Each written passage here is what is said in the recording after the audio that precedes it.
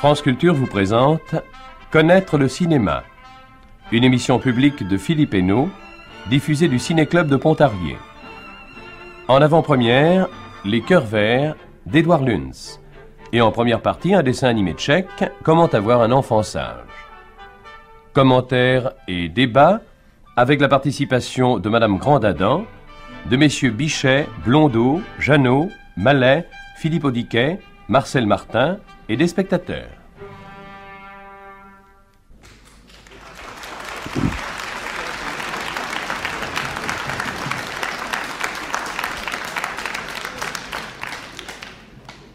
Nous sommes venus enregistrer notre dernière émission publique de la saison à Pontarlier, dans la salle de l'Olympia, remplie par un public surtout jeune, d'adhérents du ciné-club de cette ville qui est réputé très actif. Toute l'année, nous avons mis l'accent sur les tendances nouvelles du cinéma mondial en insistant sur la présentation de cinéastes encore peu connus et d'œuvres inédites. C'est encore le cas ce soir. Nous avions hésité à consacrer cette dernière émission au cas de Claude Lelouch, qui vient de remporter un grand prix à Cannes pour Un homme et une femme. Mais nous n'avons pas l'habitude de voler au secours de la victoire et il nous a paru beaucoup plus intéressant d'attirer l'attention du public sur un jeune cinéaste encore inconnu pratiquement et qui a réalisé dans des conditions difficiles et on peut dire méritoires une œuvre qui, je crois, suscitera votre intérêt, surtout à vous, jeunes, bien entendu, puisqu'elle traite des problèmes de la jeunesse actuelle avec, je crois, beaucoup de vérité, de franchise et de loyauté. Je vais passer tout de suite la parole à Édouard Luns, qui a bien voulu répondre à nos questions et nous donner quelques précisions sur sa carrière et sur son film. Édouard Luns, vous avez 34 ans et vous êtes parisien. Pouvez-vous nous dire comment vous êtes venu au cinéma? Je crois que vous avez débuté dans le cinéma très jeune. Oui, tout de suite après les études secondaires. Je ne pouvais pas faire d'école, parce qu'il fallait que je travaille. Je n'avais pas les moyens de continuer à faire des études et depuis toujours je voulais faire du cinéma. Donc j'ai commencé à essayer de rentrer dans une maison de production comme n'importe quoi. Enfin, et puis j'ai commencé par être n'importe quoi. Puis... À 19 ans. Oui. Et vous vous êtes mis à réaliser des courts-métrages un peu plus tard. Oui, j'ai d'abord travaillé plusieurs années comme assistant. J'ai eu la chance d'être pris comme stagiaire, puis comme second, puis comme premier. Et puis, il y a très longtemps que j'avais envie de faire des courts-métrages, bien sûr, enfin des films. Et puis, j'ai eu l'occasion de le faire, mais quand même, j'ai fait le premier à 25 ans. Et vous avez réalisé une dizaine de courts-métrages. Je crois que les titres les plus connus, c'est Volcan endormi, Le silence, Enfant des courants d'air qui vous a valu le prix Vigo en 1960 et Bon pour le service qui, je crois, est resté interdit par la censure. Oui, il est toujours interdit par la censure. Oui, pour quel motif? C'est un film sur le service militaire, le conseil de révision, et j'interviewe des jeunes qui passent leur conseil de révision avant de partir au service militaire, et ça a été fait avant... Oui, ça n'a pas été réalisé pendant la guerre d'Algérie. Non, non, ça a été réalisé. Oui. C'était réalisé tout de suite à la fin, enfin presque à la fin. Oui. Et je pense que c'est peut-être une des raisons. On n'a jamais essayé de le représenter. Peut-être qu'en le représentant maintenant à la censure, il passerait peut-être, mais je ne voudrais pas y changer quoi que ce soit. Et la véritable raison, c'est que la plupart des garçons qui on demande s'ils ont envie de faire leur service militaire disent que non. Ils disent qu'ils préfèrent faire autre chose. Ils voient pas très bien l'intérêt de le faire. En tout cas, on ne leur a jamais présenté la chose d'une manière qui les intéressait. Oui, j'ai l'impression tout de même que c'est Enfant des courants d'air et Bon pour le service qui sont vos deux courts-métrages les plus chers. Enfant des courants d'air, oui, parce que... Il faut peut-être rappeler le sujet d'ailleurs d'Enfant des courants d'air. Enfant des courants d'air, c'est un film sur l'enfance et sur la solitude. Mais dans des décors très précis, dans les bidonvilles de la banlieue parisienne, et montrant d'une manière très précise également les conditions de vie dans les bidonvilles, et montrant également qu'il y a c'est une solitude de deuxième degré. Il y a la solitude des enfants, mais il y a aussi la solitude des gens en général, et des parents également. C'est la solitude d'un groupe humain isolé à 2 pas de la grande ville, quoi. Oui. Bon pour le service, c'est un film qui m'est très cher dans la mesure où il est interdit d'abord. Vous savez, quand on m'interdit quelque chose, j'y tiens beaucoup. Et puis, je m'accroche et je me bagarre. Venons-en au Cœur Vert. J'ai l'impression que, au départ, vous avez voulu à nouveau vous intéresser aux adolescents. Mais comment avez-vous fait? Quelle est l'origine de votre sujet? Ça vient justement un peu de Bon pour le service. Je suis toujours en réaction contre le côté 20 ans, le plus bel âge de la vie. Je crois qu'on est tous d'accord. C'est un âge très difficile. En plus, au moment où on a 20 ans et on voudrait vivre, où on voudrait aimer, où on voudrait avoir des filles, où on voudrait avoir une fille, où on voudrait être heureux, il y a une coupure dans la vie qui fait que pendant 18 mois, il y a une parenthèse. On a perdu des années très précieuses parce qu'on est plein d'enthousiasme et plein de possibilités, justement. Et en faisant bon pour le service, j'ai rencontré, parmi les garçons que j'ai interviewés, 2 garçons qui sortaient de prison. Oui. Et ça m'intéressait bigrement. Je savais bien qu'on les met un peu vite en prison, vous comprenez. Je crois qu'il y a un conflit très grave, et qui va d'ailleurs en s'accentuant. D'abord, ça va en s'accentuant parce que la poussée démographique est encore beaucoup plus forte actuellement. Il y a beaucoup plus de jeunes. Et j'ai l'impression que les gens acceptent difficilement les jeunes qui les poussent. Oui. Les gens acceptent mal de vieillir. Ils acceptent mal d'arriver à un certain âge sans avoir eu tout ce qu'ils auraient voulu avoir. Et au lieu d'accepter une fois pour toutes, de se regarder en face et de prendre leurs propres responsabilités, de penser qu'ils en sont peut-être responsables de cet échec, eh bien, ils en veulent simplement aux jeunes qui, peut-être d'une certaine manière, ont quelque chose qu'ils auraient voulu avoir et qui n'ont jamais pu avoir. En particulier, une certaine liberté. Peut-être acquise d'ailleurs assez durement, assez chèrement. Enfin, je sais pas, il y a une chose absurde, vous comprenez, par exemple, les cheveux longs. Oui. Il semble que on reproche terriblement aux jeunes d'avoir les cheveux longs. Mais c'est idiot parce que pendant des générations et des générations, tous nos grands-parents ont eu les cheveux longs. On n'a jamais douté de leur virilité. Alors je crois que, comprenez, le film, c'est un film sur l'adolescence. Avant tout.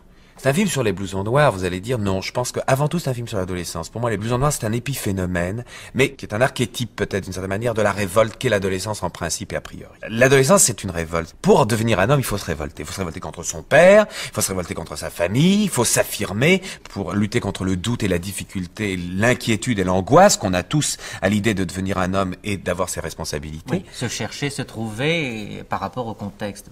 Exactement.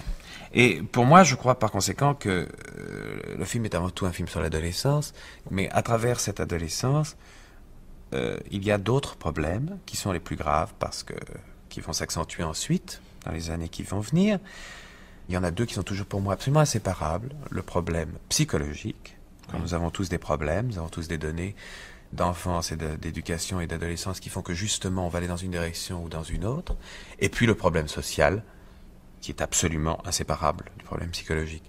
Alors, les blousons noirs, pour moi, si vous voulez, représentent quelque chose de très intéressant parce que, quand j'ai rencontré ces 2 garçons, j'ai touché le problème de très près, c'est que ils viennent tous de familles très simples. Ce sont des fils d'ouvriers ou de petits employés.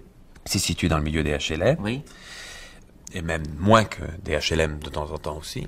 Oui. Et dans la banlieue parisienne. parisienne.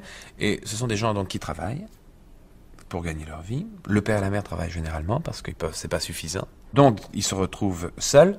Et en plus, malheureusement, 95%, ce sont des enfants qui ont des problèmes de famille. Oui. Des problèmes de déséquilibre familial. Oui. Alors, ils s'intègrent à des bandes. Ils s'intègrent, attention, ils sont d'abord seuls. Oui. Avant de s'intégrer à une bande, ils sont seuls. Ils se retrouvent justement dans la rue. Et alors, le deuxième volet du problème, c'est qu'il y a un problème social qui joue un rôle très grand, le problème d'éducation. Ils vont à l'école, c'est obligatoire jusqu'au certificat d'études. Mais une fois qu'ils ont le certificat d'études, on les lâche. Oui. Mais le certificat d'études, ça ne leur donne rien. Le certificat d'études, ça ne donne pas de travail. Pour trouver du travail, on leur demande un certificat d'aptitude professionnelle, un CAP. Pour avoir un CAP, il faut rentrer dans une école professionnelle. Il n'y a pas assez de place dans une école professionnelle. Généralement, les proportions seront de 2 à 10. C'est-à-dire qu'il y a 2 places pour 10 personnes. Donc il y en a 8 qui ne rentrent pas dans une école professionnelle. Par conséquent, ils n'ont pas de travail, ils ne vont plus à l'école, les parents travaillent, ils se retrouvent seuls. Et il y a un problème de solitude très grave qui accentue déjà leur déséquilibre, venant souvent d'un problème familial.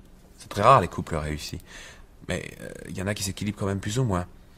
Et eux, généralement, c'est plus déséquilibré qu'ailleurs, sans compter le fait que souvent ce sont des enfants eux-mêmes de jeunes qui ont eu des problèmes semblables. Vous comprenez ? C'est un cercle vicieux.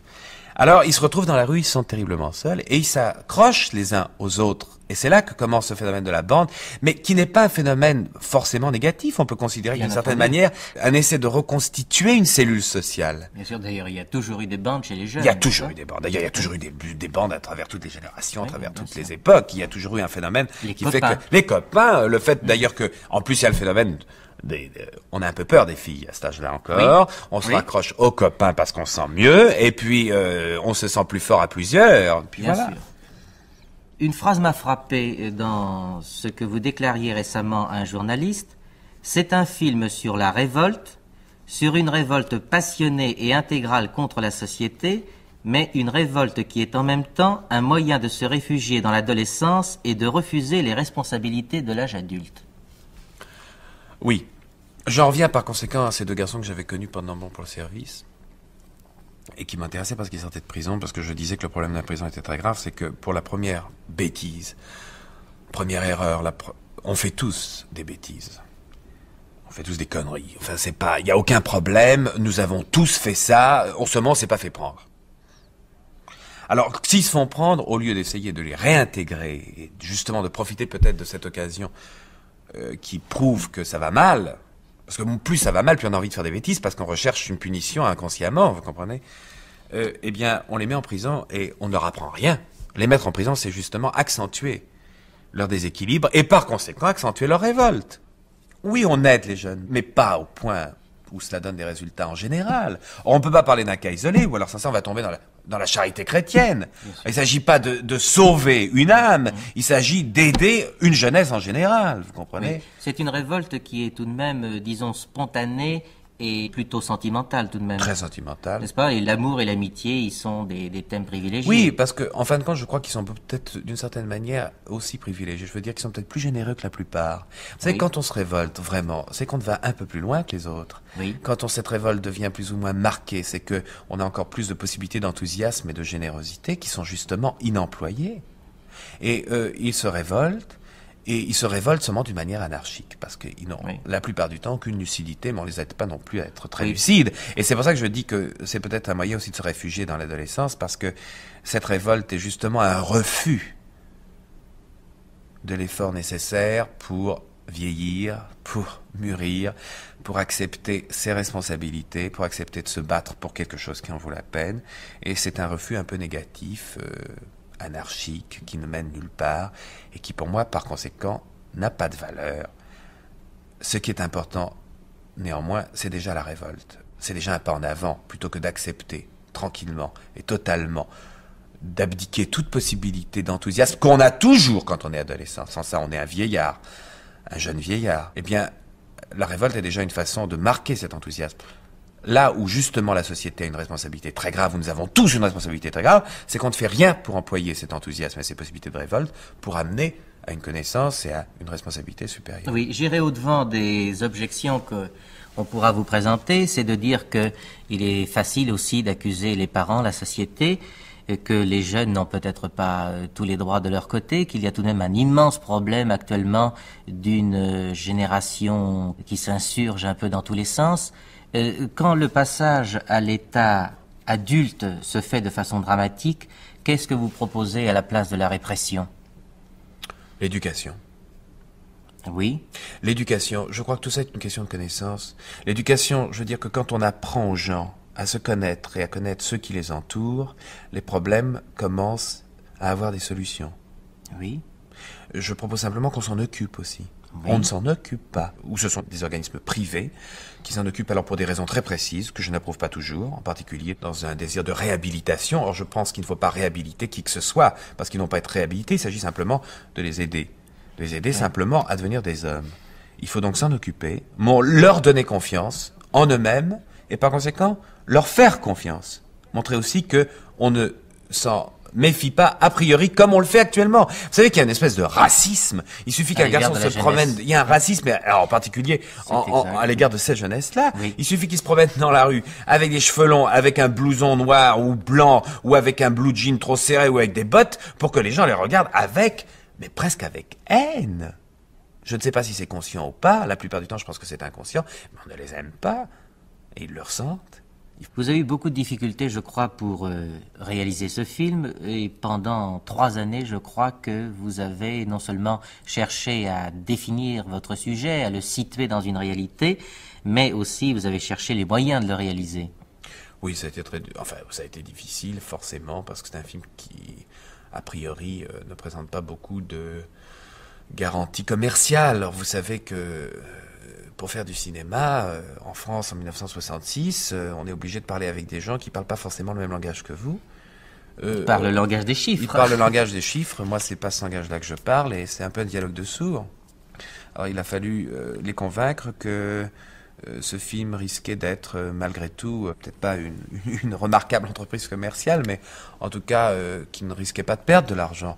Lorsqu'on parle de choses réelles et pas n'importe comment, on intéresse tout le monde. Ensuite, quand vous avez eu les moyens, vous avez tourné pendant 7 semaines dans des banlieues ouvrières, disons, et des terrains vagues du nord et de l'est de Paris, sans studio et sans acteurs professionnels. Oui, d'abord j'ai eu la chance quand même de trouver un producteur qui a été très bien, qui est un type très bien, Raoul Ploquin, avec qui je me suis très bien entendu. Producteur de Grémillon. Oui, producteur de Grémillon entre autres, et de Bresson aussi, et qui a aimé le sujet et qui l'a fait vraiment pour se faire plaisir en même temps, vous comprenez? Oui. Il y a cru, et il y a cru presque autant que moi, il n'y a pas de doute, enfin c'est pour ça qu'il l'a fait. Puis alors j'ai été aidé par des gens comme par exemple un camarade réalisateur qui est Alain Gessua, puis j'ai été aidé par le Centre du cinéma, par la commission d'avance sur recette, qui a aimé le scénario sur lequel j'avais travaillé longtemps et qui m'a donné une avance substantielle, qui m'a permis de te convaincre encore plus Ploquin. Enfin, alors, comment avez-vous fait? Vous avez d'abord procédé à une enquête, vous êtes parti d'un contexte réel de gens que vous connaissez. J'ai vécu avec eux. Oui. J'ai vécu avec eux, je les ai suivis pendant des semaines et des mois. Et vous avez bâti votre scénario d'après des aventures réelles? D'après des aventures réelles. En démarquant beaucoup de choses, en rajoutant des choses que je trouvais à droite et à gauche, et en tournant, on a improvisé également dans le cadre de chaque scène beaucoup de choses, mais en même temps, il y avait une structure. J'ai l'impression qu'il y a deux choses dans ce film. D'une part, il donne une impression, je pense, j'espère en tout cas, de justesse, de vérité, de réalité, d'improvisation, de spontanéité, et en même temps, je crois qu'il est construit d'une manière très rigoureuse, malgré une liberté assez grande. Pour moi, je ne sais pas à quoi il ressemble, parce que je n'ai pas l'impression qu'il ressemble à quelque chose. Bon, et pourtant, on a tourné énormément de films sur la jeunesse ces dernières années, et je pensais tout à l'heure, lorsque vous me parliez de Bon pour le service, je pensais au film d'Herman, qui est à peu près contemporain, c'est-à-dire Les chemins de la mauvaise route. Est-ce que vous vous sentez des affinités avec tel ou tel? Les chemins de la mauvaise route, je l'ai vu. Je trouve que c'était un très bon film et j'ai appris beaucoup de choses en le voyant. Mais je ne pense pas que... Vous comprenez, on a classé les chemins de la mauvaise route dans une direction très précise, ce qui a été appelé, à tort ou à raison, le cinéma vérité. Oui, ce n'est pas du tout votre ambition. Je ne sais pas. Je veux dire par là que je crois que j'ai essayé de faire un travail de synthèse. Donc Chris Marker et Edgar Morin, qui ont beaucoup travaillé dans cette direction, qui ont vu ce film et qui l'aiment beaucoup, m'ont dit que justement ça les avait beaucoup passionnés parce qu'ils avaient l'impression qu'il y avait eu un essai d'intégration d'une certaine approche du cinéma qui est par exemple le cinéma vérité à une autre forme de cinéma qui est peut-être une forme de cinéma plus traditionnelle et que peut-être cela était important parce que il leur semblait que ça n'avait pas encore été tenté de cette manière. Oui. Comment vous situez-vous dans l'ensemble du jeune cinéma français? Ça, je ne sais pas, ce serait plutôt à vous de me répondre. Je ne sais pas, il faut que les autres me disent. Bon, alors dans quelle direction cherchez-vous? Que voulez-vous faire vraiment avec le cinéma? Est-ce que ce film est un accident ou est-ce que vous allez faire pendant des années des films sur l'adolescence? Ah non, sûrement pas. Bon. De la même manière que peut-être je me suis débarrassé d'une certaine forme d'enfance, de mon enfance, avec Enfant des courants d'air, je me suis peut-être aussi débarrassé d'une certaine forme de mon adolescence avec Les Cœurs Verts. Je crois que maintenant je m'intéresserai peut-être à autre chose. Je vais parler de choses qui m'intéressent maintenant. Vous avez un projet, je crois. Oui, j'ai un projet. Un second long métrage. Oui, je veux faire le portrait d'une femme, avec tous les problèmes qui se posent lorsqu'elle est à l'âge où elle devient vraiment une femme, où elle commence à s'épanouir, et où elle essaye d'être elle-même, mais d'être elle-même seule, d'être elle-même non pas forcément en fonction d'un homme et à l'intérieur du couple, mais de conquérir sa dignité de femme et sa place réelle de femme à côté d'un homme. Ce qui me frappe, c'est tout de même qu'il y ait une communauté d'inspiration dans tous ces projets qui se dessinent tout de même, c'est le fait que vous soyez attiré par des passages à la maturité, par des problèmes qui sont à la fois psychologiques et sociaux, et pour l'affirmation, le dégagement d'une personnalité. Vous savez, vous me montrez quelque chose dont je ne m'étais pas rendu compte. C'est vrai, effectivement, semble-t-il, entre ces deux choses. Peut-être parce que le passage, pour moi, représente évidemment le moment où on s'interroge et où les difficultés sont accrues et qui représente la transition nécessaire pour arriver à quelque chose. Puis vous savez, moi, je ne sais pas, mais je n'ai pas l'impression d'être arrivé où que ce soit. Puis je ne sais pas si j'y arriverai un jour. Je ne sais pas s'il y a des gens qui sont contents d'être arrivés où ils sont arrivés. J'espère que je ne le serai jamais, parce que si j'étais content d'être arrivé quelque part, j'irais plus nulle part. Je vais vous poser une dernière question. Si vous aviez une définition du cinéma à donner? La vie. Pour moi, le cinéma, c'est la vie.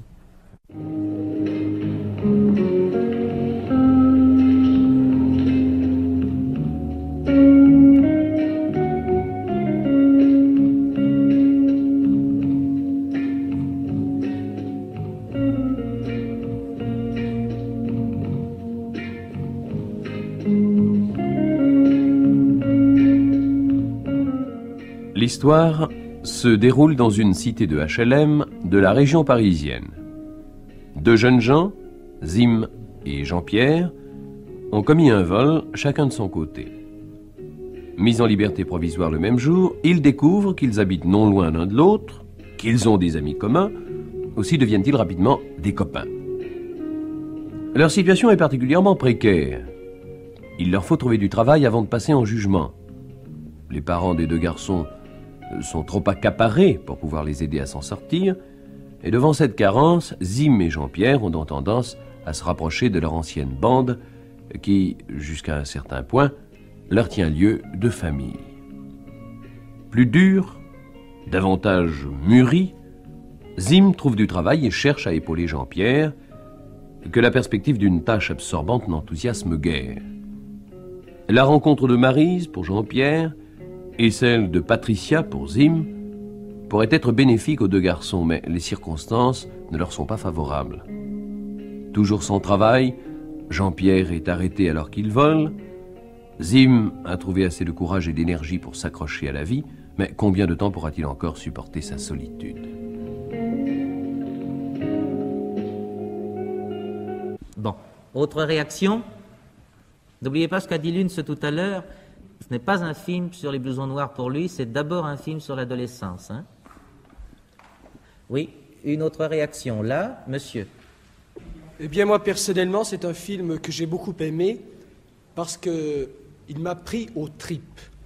Non seulement il y a l'étude d'un certain milieu qui nous concerne tous, dont nous sommes responsables, nous également jeunes, mais il y a le côté, comme a dit le metteur en scène, intérêt et étude de toute une jeunesse, car on retrouve les caractéristiques de la jeunesse. Par exemple, la violence, qui est certainement très traumatisante. Il y a la tendresse, la poésie, qui est très bien rendue par la composition plastique. Alors là, c'est un film qui m'a pris aux tripes et je suis à moitié abasourdi. C'est peut-être pour ça d'ailleurs que la salle n'a pas applaudi, je pense, parce qu'on était sous le coup du choc après la vision de ce film. Alors là, c'est plutôt vers les critiques de cinéma que je me tournerai pour faire rebondir le débat, c'est-à-dire Philippe Audiquet, que pensez-vous de ce film? On lui a fait quelques reproches. On a taxé ce film de sentimentalité. Je crois que ce reproche est faux. C'est un film qui, sur un sujet difficile, reste constamment dur, très dur, mais en même temps d'une extrême tendresse. Il y a là-dedans trois visages féminins, deux visages de jeunes filles et un visage de femme. Je ne sais pas si cela a été bien saisi par le public, parce que rien n'est dit, le metteur en scène procède toujours, même dans des scènes très violentes, avec une extrême retenue. On pourrait croire que puisqu'il s'agit de bandes de garçons, de jeunes gens, le film serait plutôt misogyne, puisque les deux aventures sentimentales des deux héros finalement échouent. Et c'est là où le film est sensible et intelligent en même temps, c'est que c'est à partir d'un visage de femme que l'intérêt, la vitalité de Zim, par exemple, se trouve accroché à la fin. Rien n'est dit, il y a simplement un échange de regards, mais c'est quelque chose de très beau et de très senti.